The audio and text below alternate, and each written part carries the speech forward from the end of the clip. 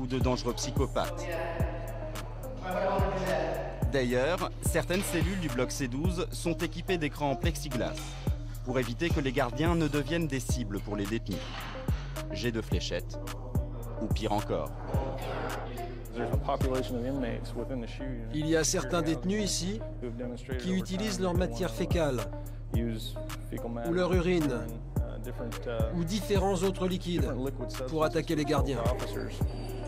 Des comportements fréquents dans le Supermax, car après des années passées à l'isolement, certains détenus sombrent dans la folie. Condamné à perpétuité pour meurtre, après 17 ans passés enfermé dans le Supermax, Fernando Medina se pose des questions sur sa santé mentale. Nous devons rester à bonne distance du prisonnier pour lui parler. Il sera entravé à la taille pendant toute l'interview. Toutes ces années d'enfermement, est-ce qu'elles ont eu un effet sur moi, sur ma psychologie? Est-ce que je suis abîmé? Je n'en sais rien. J'ai vu des types péter les plombs, craquer psychologiquement, se laisser ronger par le temps. J'ai vu des types s'éteindre, tout simplement.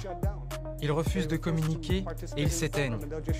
Ils ne disent plus rien et restent assis toute la journée à fixer le mur et ils laissent leur esprit s'enfuir. Si on se laisse glisser, c'est ce qui risque de nous arriver à tous.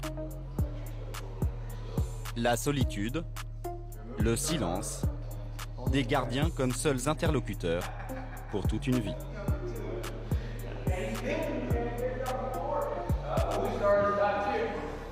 Eddie Mills, lui, a été jugé 7 fois pour braquage.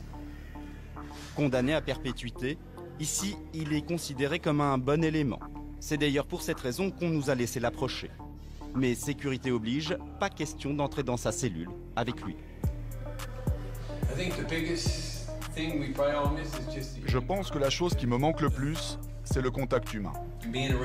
Se promener, plaisanter, jouer, serrer la main des autres détenus.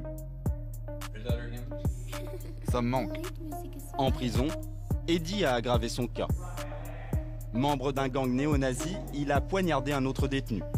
C'est pour cela qu'il a été placé dans le quartier de haute sécurité. C'était il y a 11 ans.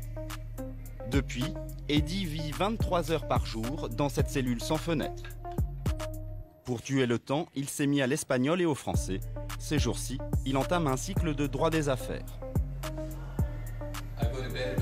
Je me couche vers 21 h. Je me réveille à 4 h et en général, je fais de la gym.